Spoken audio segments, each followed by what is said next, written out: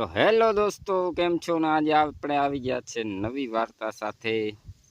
તો આજની વાર્તા કંઈક એવી છે। એક જંગલની અંદર એક શિયાળભાઈ હતા અને શિયાળભાઈને નદી પાર કરવાની હતી। શિયાળભાઈ ત્યાં ઊભા વિચાર કરતા હતા કે ભાઈ નદી પાર કરું તો કરું કેવી રીતે, કેમ કે પેલા જોવું પડે કે પાણી કેટલું ઊંડું છે, પાણીમાં તાણ છે કે નથી, તણાઈ જાય કે શું થાય। એવામાં એક ઊંટ આવે છે અને ઊંટ સામેથી આવે નદી પાર કરીને, એટલે શિયાળભાઈ પૂછે કે હે ઊંટભાઈ, મારે આ નદી પાર કરવી તો પાણી કેટલું ઊંડું છે, હું પાર કરી જાય? તો કે ગોઠણ છે કે કાંઈ પાણીમાં કંઈ નથી ઉપાધિ કર્યા જેવું, તું તારે મોજથી પડી જાય કે। તે શિયાળભાઈ તો ગયા।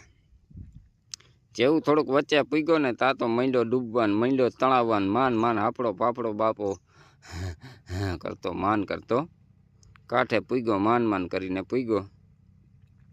તે તો વયો ગયો।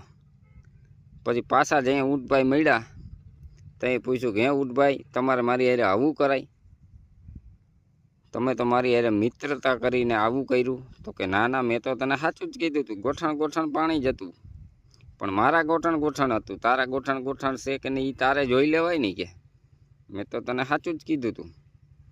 એટલે જીવનમાં આમાં કંઈ કેની સલાહ લેવી?